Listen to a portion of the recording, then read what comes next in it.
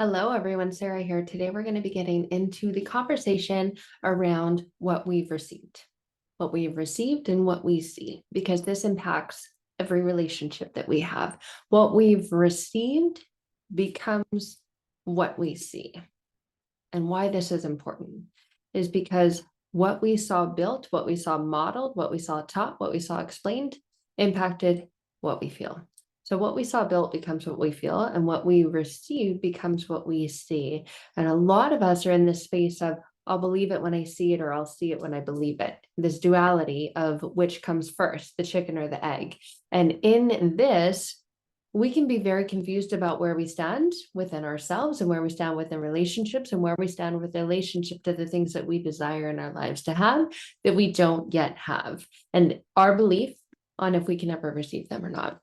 So this is really important, especially if you grew up in an environment where there's a lot of internal conflict and a lot of external conflict. External conflict leads to internal conflict. If you grew up in a home where there were emotionally unavailable parents, parents who were checked out, parents who were absent, parents who were busy, parents who were working 3 jobs, and you did not receive the love, the attention, and the connection that you deserved and desired, that shows up. It shows up in every relationship that you have with everything else in adulthood.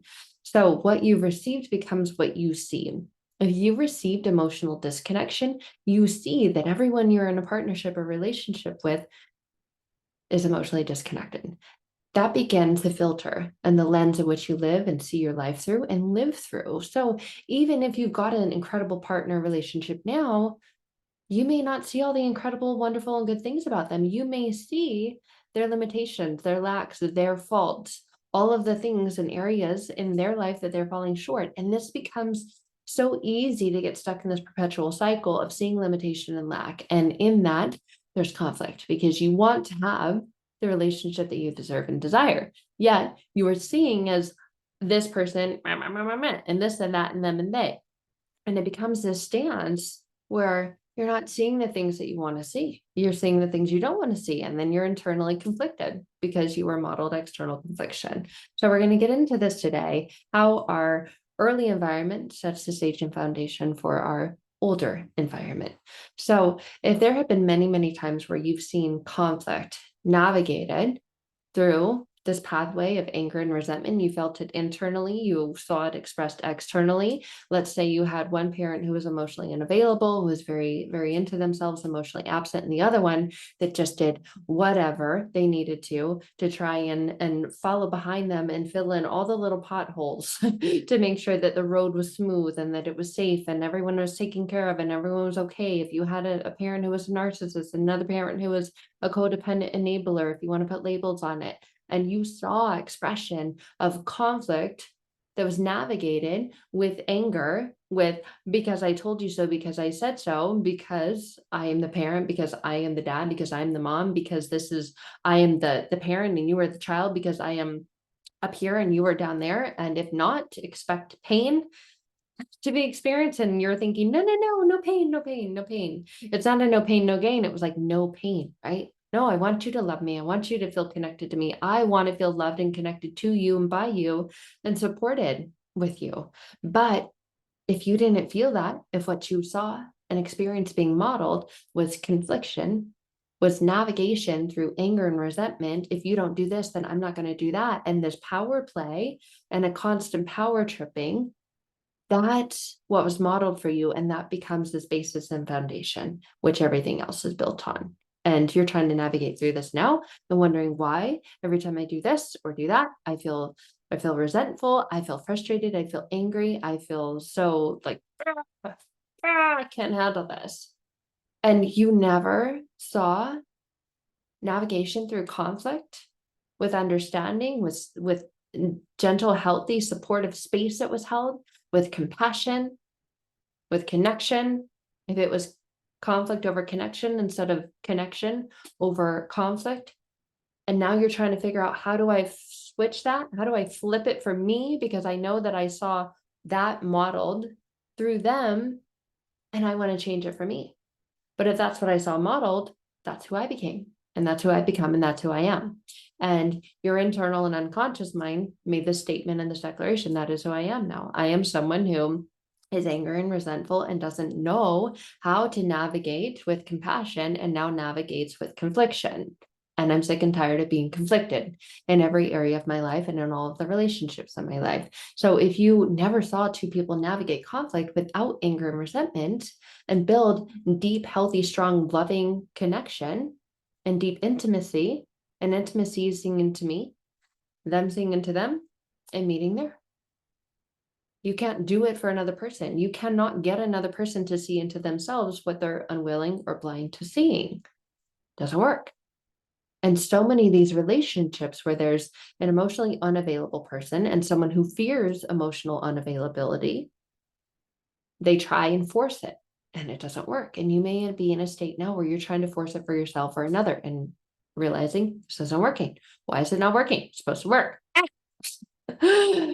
You wouldn't know. You wouldn't know if you weren't modeled for this. So you know what you know. There's knowing what you know, and there's knowing what you don't know. And then there's you don't know what you don't know. And in so many contexts, that's called your blind spot for logical reasons. There's you know what you know, and there's you know what you don't know. And then there's you don't know what you don't know. And if that's your blind spot, how are you supposed to close the gap? So if there's you know what you know, and you know what you don't know, and that space in between, that's the space of wanting to know, wanting to grow, wanting to improve, wanting to transform, wanting to heal. And that is the space of intimacy, of getting into that and feeling safe enough to get into that and stay in it so that what you don't know that you don't know, or what you know that you don't know, can become what you know. And so you can change the paradigm and you can change the context, you can change the shape, and you can change yourself. That is what changes. Change is growth, change is evolution, change is expansion. But we get into the state of fear of, oh my God, what's going to be there? What's going to be in the blind spot? And we get into a state of constriction and avoidance and shutting down. And no, I'm fine. I will just cope and deal with this, with what I currently have on my plate. I don't like what I have on my plate and I don't want it to be this way, but I'll deal with it. It is what it is. And so we get into the stories, those limitation and lack stories in our head of there's nothing I can do about it. Why give any effort to try? Because there's fear there. So to say that you don't know and knowing that you don't, but knowing that you want to heal, transform, grow, and evolve and change is knowing that you want to be different, which means that you do know. You do know. And when you know how not to, you're in fact much closer to knowing how to, because you've now eliminated one of the things that doesn't work. So what's left is a higher percentage of things that do. Did you follow that? If you didn't, go back and rewatch it. So when you didn't grow up receiving this how to hold space, how to create, how to have compassion, how to have understanding, which most people didn't, because it was environments where there was lots of things going on, and this just because I said so, and environments of tension and frustration and this, that's what you were modeled. And when that's what you were modeled, the belief that becomes developed is, even if I learn how to do this later on, like let's say that I don't know how to handle or manage conflict, and I go and I Google and I look on Amazon and I read a book about how to manage and handle conflict, and I read the book. Okay, great. I know how to do it now. Wait a minute. There's an internal unconscious voice that speaks to you and says, yeah, just because you read a book doesn't mean you know how to do it. Just because you listen to a podcast means you listen to a podcast. It doesn't really mean that you know how to do it. There's no transpiring of it, because there hasn't been a change in the inner and unconscious internal belief system that you have about yourself. The belief is, I don't know how to because I wasn't modeled to. I need to do it X number of times before I can. You read a book on it. Great. It doesn't mean that you've done it yet. So you've never swam, but you read a book on how to swim. It's a different experience. There's an experience in experiencing it. And there's an experience in believing that you have what it takes to experience it well. So there's a lot of things going on here. And the internal mind generally says, I'm incapable of actually doing it, even though I know I want to do it. And I've read a book on how to do it. Or I've listened to something that says, this is what you do. Step 1, 2, 3, 4, 5. So books don't change beliefs. Podcasts don't change beliefs. Videos don't change beliefs. They're great and they're helpful and they're informative, but they're not transformative. And there's a big difference here. So new beliefs change old beliefs if they feel more real, if they feel more expansive, if they feel more open, if they feel more capable, if they feel more able. Otherwise, they change and go the other way. They lock down and they shut down, and then they conform to the belief that was already there that you can't. No, you can't do this because, and there becomes another layer of the because that seems like it feels like it's harder to break out of that. Well, no, you can't do this because, and look, you tried it and you couldn't do it, you failed, so therefore you can't do it. I told you so. And you hear that voice inside your head that's like, I told you so. What is wrong with you? You're an idiot. I can't believe that you thought you could do that just because I read a book on it. And then you're thinking, again, how do I break out of this mold? How do I break out of this box? How do I truly transform and change my life? And the power is in the beliefs, and not just the conscious beliefs. You can't just write it. I am powerful. I believe that I can change. I am going to do this.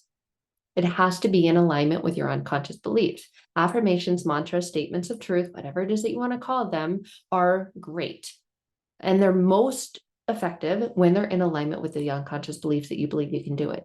Not just in the books, not just in the videos. That's knowledge and it's great, but it's potential power. It's not power. It's not power in books. It's potential power. It's how to, this is information about something. So where this applies, I'm going to use an example from my own life and my past life. Used to be a teacher. So I went to school for education. I became a teacher. And I remember the experience of intense fear. Okay, so I went to college for this thing for 4 years because my parents said pick a degree, and I was a very much in the box kind of person. You graduate high school, you go to college straight away, and then you get married, then you have children, and da da da da da. And a lot of us fall in line with that. But there was internal unconscious beliefs that conflicted with the belief that I could do that, that I had what it took.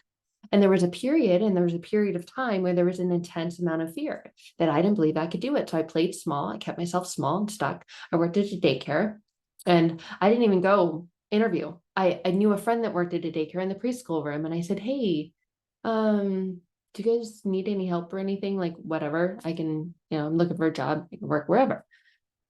And so I did that. I didn't even have enough confidence, trust, faith, belief in myself, and belief that I was worthy, capable, and able. That's a word that I've made up. If you saw my other video on that, capable and able squished together. I did not believe that I had what it took to go do what I truly, deeply desired to do. And therefore, I played small and I stayed stuck. And in this analogy, I had all the love in the world for all the children. They were the cutest. They were the greatest. I just loved them so much. And I wanted to be a really good teacher. I saw myself as being the teacher in the classroom that all the kids, all the parents, all the staff just loved, admired, honored. Were like, you're the best teacher. I could see it.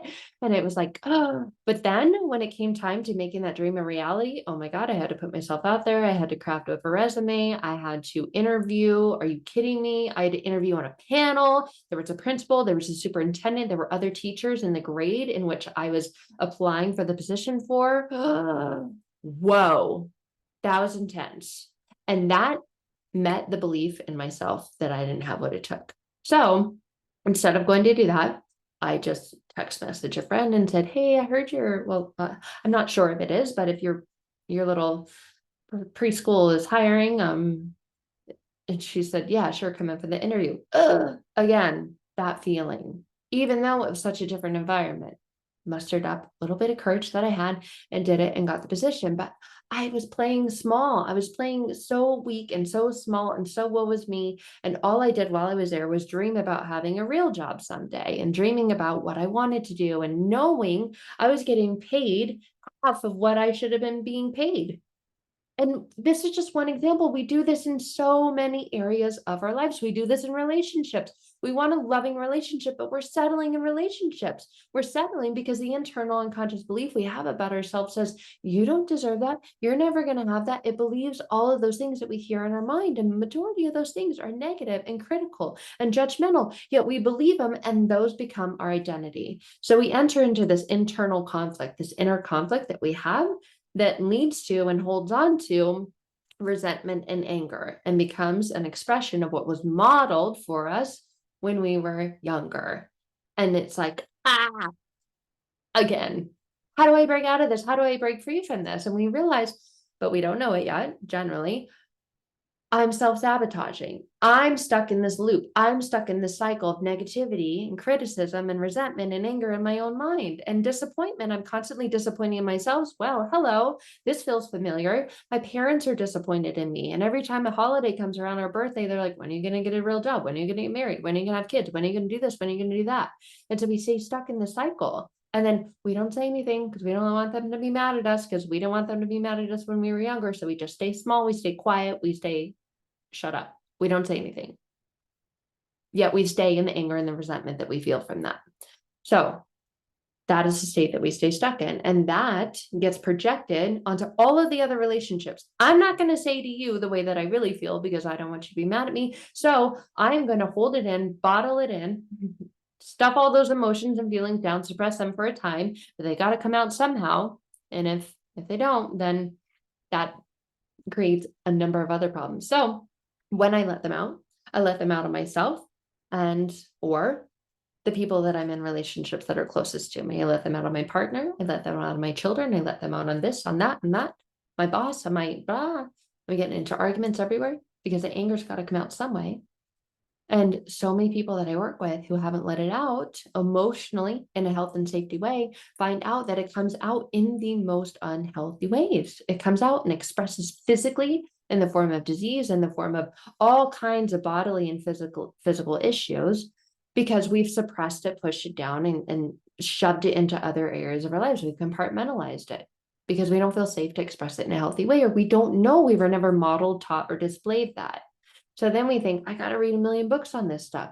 Really, what is screaming out to you is change the internal unconscious beliefs, because that shatters and trumps everything. It says, I don't need to know how, I just believe that I can, and therefore I will figure out a way. But when the belief says, no, you won't, no, you can't, you're incapable, you're unable, it's like, oh, man, back to the drawing board again. And then you're stuck in the cycle and the same pattern that you feel like you've always been. And you're stuck in the desperation state of, how do I break out of this?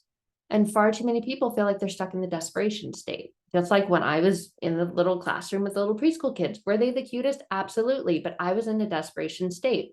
Wanted to change my income and my experience with money financially, wanted to change the income or the experience that I had with the position that I could have been in. But what it really took was believing in myself. And when I was modeled anger and resentment, you're modeled that you don't believe in yourself, because people who believe in themselves, they don't harbor anger and resentment. They let that stuff go. This is not even something that they sit on or entertain anymore, because you know how it drags you down and brings you down. No, I don't do that. I don't play in that. I don't feel in that field anymore. Like, that's the field of anger and resentment. People who believe in themselves are like, oh, I believe in myself. I'm not going to be angry. I'm not going to be resentful, because that takes me out of this field that I want to be in. And that has me go play in that field with all of that. No, no, no, no, no, no, no. That's why no is one of the most simple, easy, and powerful boundaries you can have. You can have with yourself and others. If you're on target, if you're on track for something, and there's something there that comes in, hello, look at me, I'm here, I'm already amazing, and distracts you from that, your immediate response is no, I'm not entertaining them, I'm not playing with that. And anger and resentment does that. And it distracts you from the things that you truly deserve and desire. And it takes you away from the belief in yourself, in your abilities, your capabilities, and your worth. And then you go play in that field. And it's like, wow, I'm so sad. I want to be in that field playing over there with them. Yes, I know, but you're over here playing with anger and resentment. But they don't seem angry and resentful. Of course they do. It's natural to. They're humans. They're just not playing in it, dwelling in it, and entertaining it consistently and constantly the way you are. 80-20, right?